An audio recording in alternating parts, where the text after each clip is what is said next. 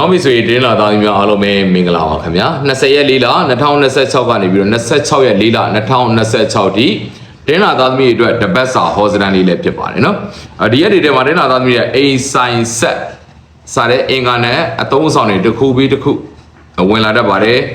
တခုရှိတာရှိပြီးသားပစ္စည်းတွေကတော့ထွက်တာပြက်တာလေးတွေများနေတတ်ပါတယ်ငွေများများကင်မထားသင့်ပါဘူးเนาะငွေများများရှိနေအဲ့ငွေကစီးပွားကဖြစ်သွားတာလေအကျုံးရတတ်ပါတယ်ဒါမှမဟုတ်ငွေများများရှိနေမိမိလက်ထဲမှာမထားဘဲနဲ့ယုံကြည်စိတ်ချတဲ့သူတွေရှိမှအနှံထားတာပို့ပြီးတော့အဆင်ပြေပါလိမ့်မယ်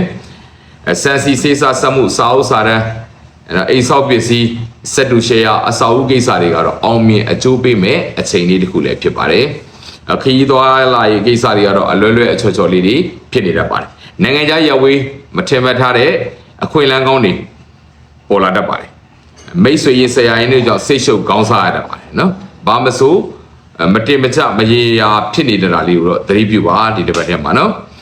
စိတ်ရှည်ပါအိမ်တော်ရှင်တွေအတွက်ကတော့အထင်ငေါ်လေးတွေပြည်လည်သွားပါလိမ့်မယ်ချစ်သူရည်စားတွေအတွက်ကတော့ကံနေနေတဲ့ကိန်းမျိုးပါပဲတယောက်တယောက်အစင်မပြေဖြစ်တာမျက်နှာချင်းဆိုင်တာနဲ့စကားများရတာမျိုးလေးကြုံတွေ့ရတတ်ပါတယ်အဲ့တော့တင်းလာသားသမီးတို့ဒီတစ်ပတ်မှာကံကောင်းစီတဲ့ကဏ္ဍက1တို့3တို့ပါတဲ့ကဏ္ဍတွေကကံကောင်းစီတဲ့ကဏ္ဍလေးတွေဖြစ်ပါတယ်တီဝါဒနာပါတယ်ဆိုရင်1 3ပူးတဲ့ကဏ္ဍတွေ1အစ3ဆုံးစသဖြင့်ပေါ့နော်ဒီလိုကဏ္ဍလေးတွေရှာဖွေပြီးထိုးသင့်ပါတယ်